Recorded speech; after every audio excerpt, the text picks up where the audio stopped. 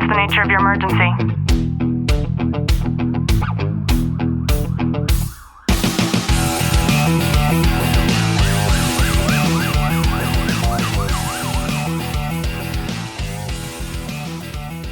Good morning, police, fire, military, and families, and to everybody listening in on the Tactical Living podcast. I'm your host, Ashley Walton, and we have such a special guest today, you guys. I'm really excited to share her story, to let her take the stage and just kind of share a lot with us, because she is going to explain a lot in remembrance of her father, who served in the military for 39 years, and he also served in the Vietnam War. And she has such a cool movement that she's created, and it's one that you guys can get involved into simply by taking a picture. And in honor of our guest father today, we are going to do a giveaway. I have a Gotham steel double-sided pan, which is the perfect pancake maker to whoever comments the most within the next 24 hours. If you win last time, you can't win this time, but you can win next time. So as we're going on, if you guys have any questions, then make sure to drop them down below. And I would like to introduce you to Mrs. Susan Combs. Susan, how are you? Good. How are you doing? I'm good. Why don't you just share a little bit about you? It depends on the day. I always say, like, I'm a Missouri girl at heart. I grew up in a small town in the northwest corner of Missouri, about 90 miles north of Kansas City. So 30 miles from Kansas, 40 from Nebraska, and 50 from Iowa. And my dad always told me at a young age I was too fast for Missouri. So I was going to have to find a different home. And after college, I ended up in New York City, where I had a pretty successful career in insurance, did a lot of public speaking. I do a lot of expert witnessing now on the Affordable Care Act all across the country. I'm out in California quite a bit, in your neck of the woods. And then, I founded a veterans nonprofit the end of 2023. So it's, like I said, it depends on the day on what hat I'm wearing. And I think that's kind of the cool thing about just how things are now. I mean, I think that there's a lot of opportunities for women out there. And as long as they stay open during the process, like, you never know what just crosses your path. Yeah, that's for sure. What kind of insurance is it that you work in? We do all types of insurance. We do life insurance, health insurance, and also all types of property and casualty. So things like general liability, errors and omission, kidnapping and ransom, a lot of cyber liability. It just depends on the day. Okay. How do you like living in New York? Well, so my husband and I, we still have a place in New York, but we recently relocated full-time to New Hampshire.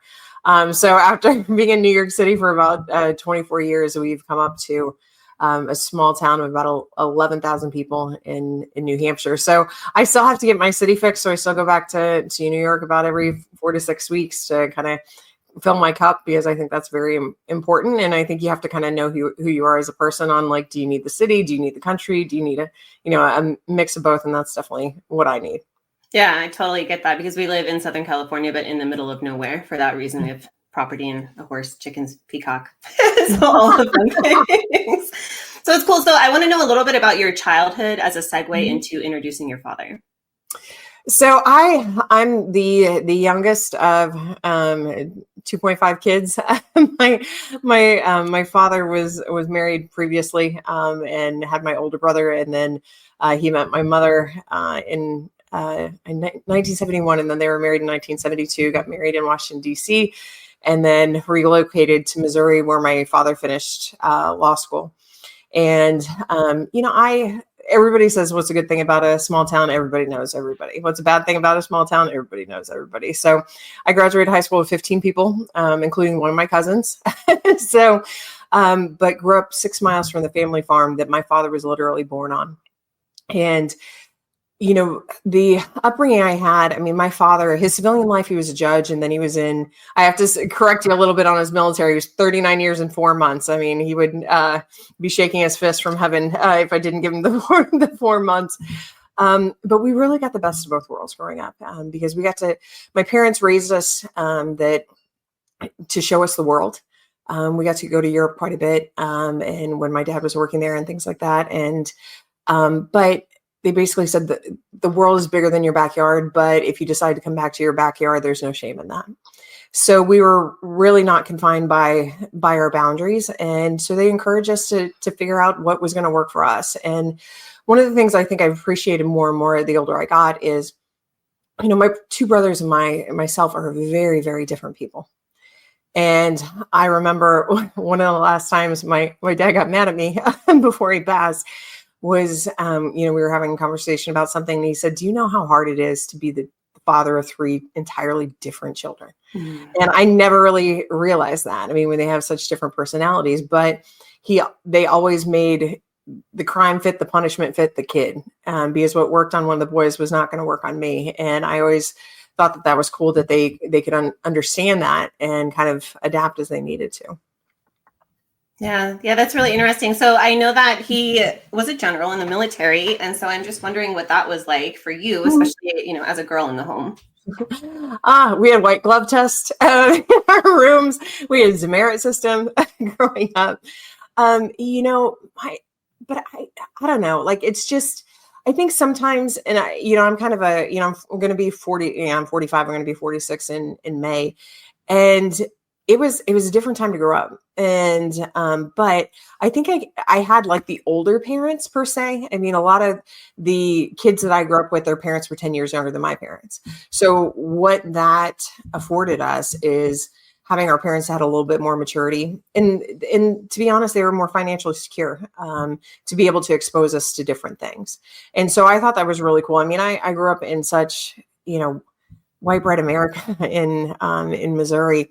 But by having my father have the career that he did, and my mother was also a travel agent, we were exposed to seeing that there's just more than our backyards. And I think a lot of people get pigeonholed that way, where they don't realize that there's more than just where they are.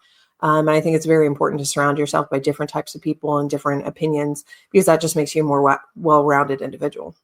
Yeah, and I, if you don't mind, if you could share the story of why you had your door removed in your bedroom. Yeah. So my family had a foreign exchange student from Germany named Anna Mievenkamp. And our families are still extremely close to this day. And I was 16 and she was 16. So we were, I think, sophomores, juniors in high school. And, we got into an argument like teenage girls do in the kitchen. And I threw a milk jug at her. And it was empty. There wasn't full of milk. It was empty. And I just threw it at her. And my dad didn't appreciate that. And he's like, "We don't throw things at people in this house, Susan." And I went upstairs and I slammed my door, and he took my door off the hinges. And that was something that for a teenage girl who just wants her privacy so much, I mean, that's such a huge thing. But I'm the daughter of Roger Combs. I know how to hang a door. And so my dad had gone into his bedroom, and then he went downstairs after he took my door off. And I was like, well, hell, I'm just going to go hang this door myself. So I go across the hallway to my parents' bedroom to get the pins off of the dresser.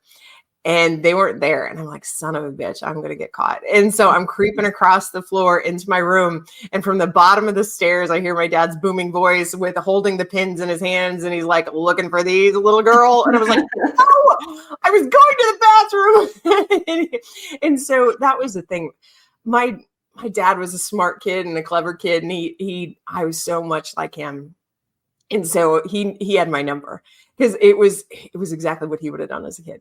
Yeah, and Dan says, I like this dad. I love it. Amen to that. Trying to be a father of 6 incredibly different kids that seem to all be smarter than you. Sounds like a good childhood. Yeah, for sure. And I know you mentioned somebody had commented about like how those parenting skills were quite different than their opinion. I am of the same nature of you. We, being raised with tough love, so to speak. And so I just really liked that story because I think we need more of that. Yeah, I agree. Now, you lost your dad in 2018, I believe you had said. Yeah. What happened to him? So my father was diagnosed with Agent Orange-related throat cancer in 2008, and we had 10 relatively good years. I mean, to be honest, we didn't know they were the good years until they weren't. And so the last year of his life, he did relapse twice. And so after he relapsed, we knew it was kind of the beginning of the end. And so he, ultimately passed away from Agent Orange-related throat cancer. I mean, we tried different treatments. I mean, he was treated at the Mayo Clinic, had a big surgery. I mean, and I will tell you, my father was a general. He was also a judge. So he had the legal, stamina and acuity to understand how to do VA claims. And, but his claim took 3 years. And my family thought that was horrible. But if you go on the VA website, it'll say on there that on average claims take 7 years. And 14% of, I will tell you just from the stat point, 14% of our vets pass away during this process. And, my father was he was one of those guys that he was good when nobody was watching. And I was able, though, to return to Missouri to help care for him when he was going on hospice. The last year of his life, I came back once a month to see him, just to kind of have that check-in, because we knew our time was going to be limited. But when it was very limited, then I moved back home and help care for him. And, I know you have people that are listening and watching that have been caregivers. And I know you've been in that situation too. And it's such a brutal thing that I really wish they would bring back home economics in schools and start teaching this stuff, because millennials and Gen Zs are just not going to be prepared for some of this stuff, because it's super hard. And, I'm not going to get into parenting styles or things like that, but I do think that my parents raised us with the ability to fail, and they didn't bail us out. We had to figure it out. And by having that ability to fail, we learned how to adapt and tuck and roll when we needed to. And I think it made us better for it. Yeah, I totally agree with that. And yeah, Dan has a question here. How did you think you wouldn't get caught when your dad saw your door back up? I would have dealt with that later. Come on, I was 16 years old, Dan. I didn't think it all through. You are your father's daughter, it sounds like. And I'm just wondering then, especially looking back now and having the experience in insurance that you do, for anybody who's navigating the whole claims process with the VA, what advice might you have for them? The first thing I would tell you to do is take a look at the major universities in your backyard, because a lot of the universities have what's called a veterans clinic, but it's a veterans legal clinic. And most of them will provide free legal services for veterans and their families navigating the VA claims and appeals process. I do some advisory work for the University of Missouri School of Law Veterans Clinic, and they've been around for now just a little over 11 years. And during that 11 years, they have recovered over $20 million in back pay and benefits for our veterans that were dealing with that. So, I will tell you, it's complex. Sometimes it's like the difference between 90% disabled to 100%, which drastically changes your life in terms of benefits. It's a box got missed that was needing to be checked, or a form got missed. And so having somebody that is an advocate that way could just be hugely beneficial. Syracuse has a great one. Yale has a great one. University of Missouri is known. And I will tell you that I think there's a misnomer, like the University of Missouri. You don't have to be from Missouri. You don't have to be an alum from Missouri. You don't have to currently live in Missouri. If they're able to help you, they'll help you, or at least point you in the right direction of how you can be helped. Actually, University of South Carolina has a really good one too. So I always tell people, look in your backyard first, contact the law schools and see if there is a veterans clinic there, because it can really just change your life and change the trajectory of your claims for sure. Thank you for sharing that. I say we own a farm because my kids are wild animals and the world isn't ready for these little mofos yet. That's fascinating. Now, I know that you and I had chatted a little bit before we got on here, and something that you had said was when the child becomes the parent. Mm-hmm. And I'm not sure if you've experienced this too, but anytime that I'm talking to clients or talking to friends, and something happens and one of their parents gets sick, it almost always seems like there's that one kid, like the one good kid, who's the one who burdens all of the responsibility of everything. And I know that I heard you say that you had to do things like trying to navigate the courts in order to get, documentation on your dad's houses and things like that. So what advice do you have for somebody who is that one bearing all the burden? The first thing I would say is fill your cup in the morning.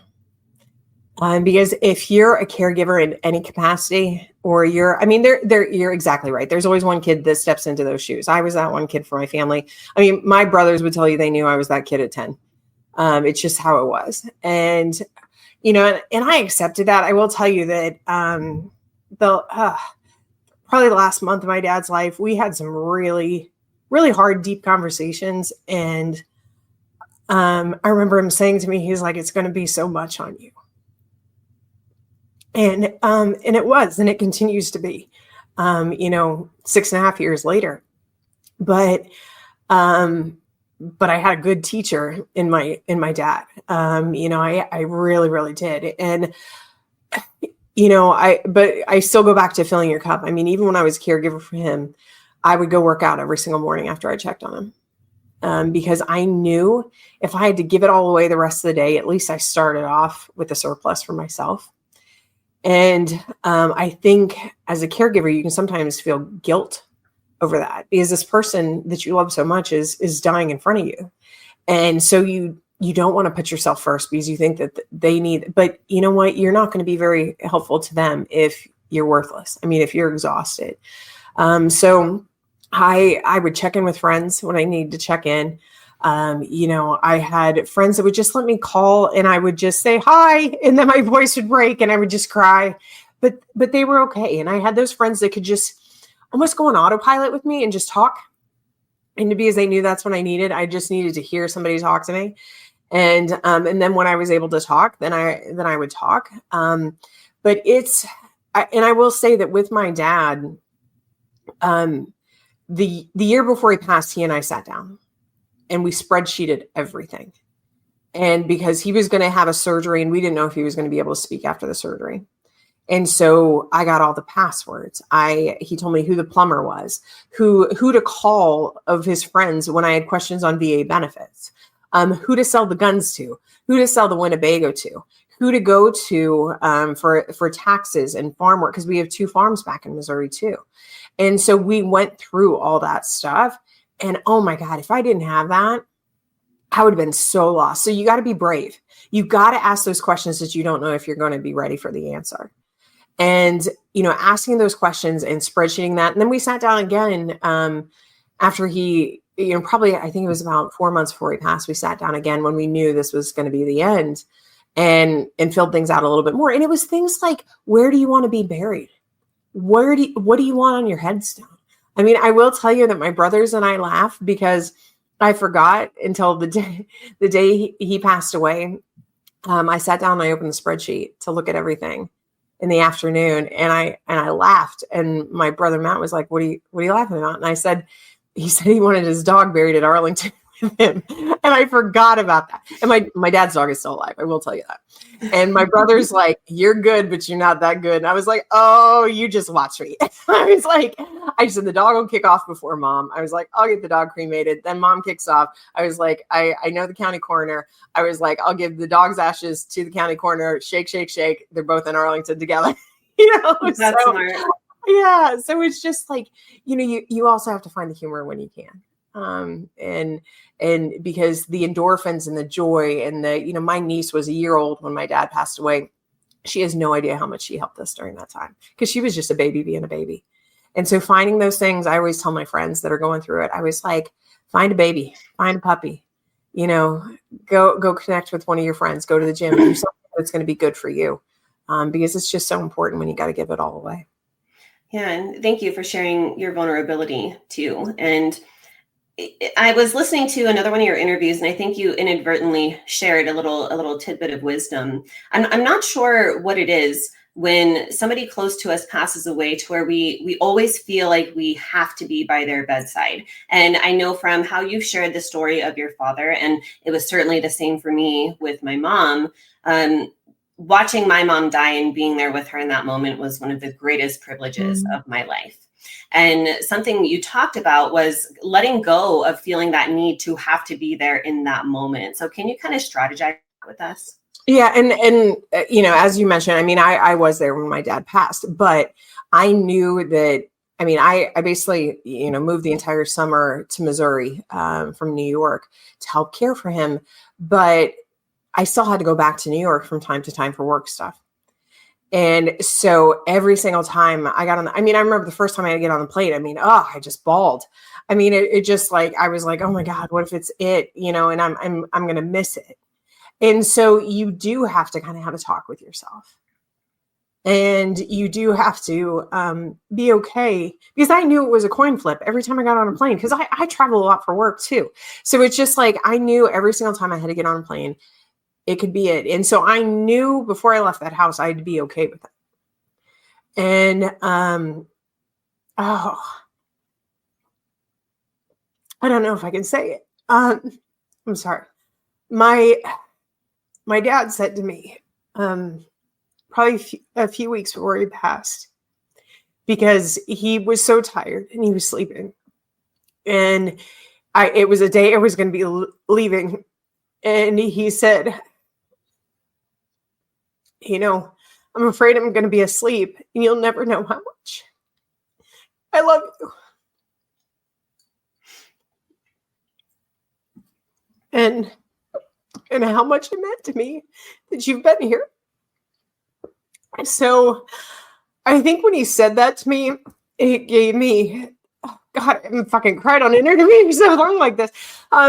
Where you're getting tons of hearts being dropped for you right now. And then, these are the type of emotions and feelings that if we haven't experienced them, then there's a good chance that we might, especially with a parent. And we have a comment here. I'm really not looking forward to that conversation with my dad. He's in great health, but he's nearing his last quarter for sure. And right now you're showing a great deal of bravery, Susan. So thank you for that. And no apologies needed at all. Yeah. Well, and it just, everybody's different. And I will tell you, I mean, it's just having those and I will say my dad was logic. My dad was logical to the nth degree, and so am I. So he and I could compartmentalize things, and we could get through and look at it as a job. I mean, I work a lot as an expert witness. And so I'm used to the legality and things like that, and just putting aside your feelings to focus on the job at hand that you need to do. And so he and I were able to do that. But I will tell you, my brother wasn't in the room. My mom wasn't in the room, when we went through and did those spreadsheets, because it's just like their brains don't work that way. And that's okay. But it's like sometimes you make those decisions and you don't realize the impact they're going to have until later. Like having that time and going through things, it made my life so much easier when the time came. Because I will tell you that I had what I called family office time the first year after my dad passed. Because yes, my dad had 8 properties and 7 bank accounts, because he had to spread it all out through the county, and I didn't realize like how much work it was going to be. And I remember one day I logged 14 hours in a week, on the phone with like the VA, the Department of Defense, Arlington to plan his service, the judges' judicial retirement program, and like bank accounts and the attorneys and all this stuff. And one of my brothers called me on Friday. And he's like, "Well, how was your week?" And I told him, I was like, "I logged from 14 hours." And he's like, "Well, do you need any help?" And I'm like, "Well, not now." Like I got it all done. But it's just, I will say that since I was the delegator in my family, it was important for me, and I knew it would be important for the other family members to feel like they were contributing. So when I got on the plane after we planned them, because my dad had a funeral in Missouri, and then a year later he was buried in Arlington. And when I flew back to New York to have a few days at work before I came back for the funeral, I put together a to-do list. I gave my brother a couple of things to do, gave my mother a couple of things to do. I knew I could do them in 5 minutes, but it was just like, sometimes you have to let go and let other people feel like they're contributing, because it was important for them to have a task and feel like that they were contributing to. Yeah, you've shared something so important, and there's a comment here too that adds to it. Unless my mom and dad want me there, I really don't want to be there, and I'm okay with that. And something so important that I've seen, and it seems very similar and eerily similar with you, Susan, is that there are times where the things that you're not doing could be just as valuable as the things that you are doing. And what I mean by that is, I remember a distinct moment in conversations with my mom where we removed my dad from every medical decision. And that had nothing to do with not wanting him involved. It was simply because I would be the one of the sound mind to be able to make those important decisions when the time came. And, my dad sat with me and the doctor, and, I was the one running the show, so to speak. Good morning. But it was the things that he didn't do that added significantly. And I think that that's also something that's really important to shed light on. Yeah. I mean, it's just, it's like you have to focus on what people are good at and task them with that stuff. Yeah. And it's just because it is hard. I mean, and that's the thing. Nobody teaches you this stuff. And I will say that, I mean, so I had a brother that had cancer when we were kids. And he's actually the longest surviving male bone marrow transplant out of St. Jude Children's Research Hospital. And so going through hard stuff, my family it wasn't a new thing. And so my parents, when my brother was sick, they were very open with us. And so that became very true when, when my dad was sick. And my dad said, I mean, I was able to get him through my professional connections into a second opinion at MD Anderson because he just wanted that. And I got him into the head of the department in 4 days. And then I met him down there. And I always was very respectful of their boundaries. And my dad said, we will never shut you guys out. If you want to be involved, if you want to be at every medical appointment, 100%, you can be there. If you want to ask questions. And I will tell you that I think the coolest experiences and the lessons that I got when my dad was so sick is when I was down there with MD Anderson, and the head doctor of the department asked if we had any questions. And sometimes you ask those questions and you don't know if you're ready for the answer, or you don't know if you even want the answer. And so I said, how long do we have if we don't do treatment? And I will tell you, and I was thinking about myself. I wasn't thinking about my dad. And the doctor looked at my dad and he said, would you like me to answer that question? Mm. And what a cool, respectful, duty to show, a major general in the Air Force, that he remembered that he was the patient. And it was such a good lesson to sometimes you got to get out of your freaking head. And so that was, I thought that was cool. And my dad said, yeah, he said, that's okay. And so he said, no treatment. We're looking at probably 3 months, and treatment 6 months to a year, possibly. And, my dad was always, he said, he always said it's a practice of medicine. And so it would always disarm the doctors, because he's like, look, you're not God. You don't know what's going to happen with me or what's not going to happen with me. And I just always really respected his candor and his respect for the profession. And then they returned their respect to him too. Yeah. That sounds like a rare breed in medical physicians, coming from someone who worked as a pediatric medical manager for 14 years. So I like that too. I'm glad that you shared that. I do, of course, want to end this on a positive note, and we need to get to your book because it has the coolest name ever, and the origin of it is even cooler. So share that with us. Yeah. So the book's called Pancakes For Roger, a mentorship guide for slaying dragons. So the book is, I mean, you've been hearing me talk. I talk in very simple words. You're not going to have to Google a word I say. So the book's separated into self-love, family, and career. And it came from a request from my dad for pancakes. So when he was, about 3 weeks before he passed away, he and I had a cadence. I'd get up, I'd check on him. If he was good, I'd go to the gym, come back, check on him again. If he was good, I'd go get cleaned up for the day and then get him rallied. And one day after I came down from the shower, he wasn't in his hospital bed because we were fortunate enough to have hospice at home. And so my parents' house went around in circle, like the rooms went in a circle. So I just went from room to room and then ultimately landed in the kitchen. And my dad was sitting at the table and he had a placemat and he had set the table. And I said, Dad, what are you doing? And he said, I want pancakes for breakfast. And this man had a feeding tube for the last year of his life. And he was also on oxygen. So if you have people that have dealt with people on oxygen, when those levels go low, they can get some confusion. And I looked at him and I was like, oh, Dad, I mean, there's nothing more that I want to give you than pancakes for breakfast, but you're in hospice. We have a DNR. And if I give you pancakes and you choke, we're probably done here. And I don't think we're quite ready to be done. And he said, oh, yes, I can. Matt said I could. Matt's my brother that's a nurse. And he wasn't there that morning. So I knew we were dealing with some confusion. And so I said, let me see what I can do. So I took his tube feeding formula over to the microwave because the general always wanted it heated up for 14 seconds. Like he knew, he always knew. And so I brought it over the table and I sat that down and he said, what's that? And I said, that's your syrup. And so a few weeks later, he would pass away. And I went back to New York and took 1 day off work because there's a lot of caregivers that are listening or watching will tell you when that person passes, you lose your purpose. And you need to get your feet under you. And so I just needed one day to shut out all the noise. And my husband, Sean, said, why don't we go to the diner and have some pancakes for your dad? And it was such a great idea. I was like, you know what? Yeah. And so we went there. I had some pancakes. My husband took my picture. I told this story on social media, and I said, all of our lives can change in the blink of an eye. And there's so many things we have to be grateful for in this world. And so if you're so inclined, go have some pancakes for Roger and remember all the good things you have in your life. So it was just me talking. It was just me sharing some of my heart and some healing. And then people started having pancakes and they started taking pictures, and I started getting messages. I can't have pancakes and not think about your dad. I can't have pancakes and not talk about military service and the service that your dad did in the community. And so we were like, what can we do with this? And I'm a big person on like finding the lesson and finding the purpose.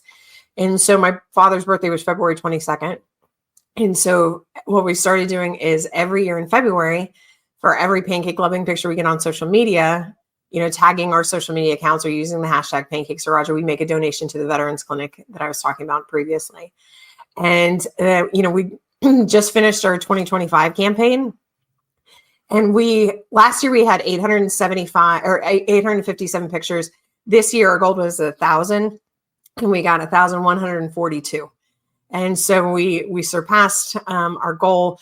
We also had corporate sponsors that did matching. And so we were able to make a donation to the Veterans Clinic for over $13,000 this year. And, we're a full-fledged nonprofit, so we're actually building an endowment because we are eventually going to be providing grants for veterans that want to do different projects in their communities. So, I have goals, lofty goals of like eventually having like a soldier Shark Tank. Because I started my first company at 26. And if somebody said, here's $5,000, that would have changed my life. I mean, are we going to give $1 million? Probably not. But, but the $5,000 is set up your website, get your incorporation done, get some insurance, things like that. I mean, it just would have changed my life tremendously. So, we're looking to do things like that. But while we're building the endowment, we're partnering with other veterans nonprofits so we can make a greater impact that way. That's amazing. You're amazing. And I love the fact that you're not only continuing your father's legacy, and I love your husband, by the way. That sounds just like something my husband would have said and done in a moment like that. But I know that it's not just February. We can go ahead and get involved anytime. So tell us how we do that and how we can get your book. Yeah. So, I mean, you can get the book on Amazon. It's super easy, or you can go to the website, pancakesforroger.org, and you can find information there. We do have a lot of people that are just like, they're hosting what we call Pancakes for Roger Day. And so they're doing it not in February, they're just doing it to do it. And so, sometimes we have organizations that are picking up breakfast and then they're doing a free will donation. And, we're talking about service. If one of our board members can be there, they're always there to talk about the Veterans Clinic and how it can help and how we can support people along the way as well. But it's pretty cool. So we actually, there's one that's going to be in New York this week. I think there's going to be one in Mississippi this summer.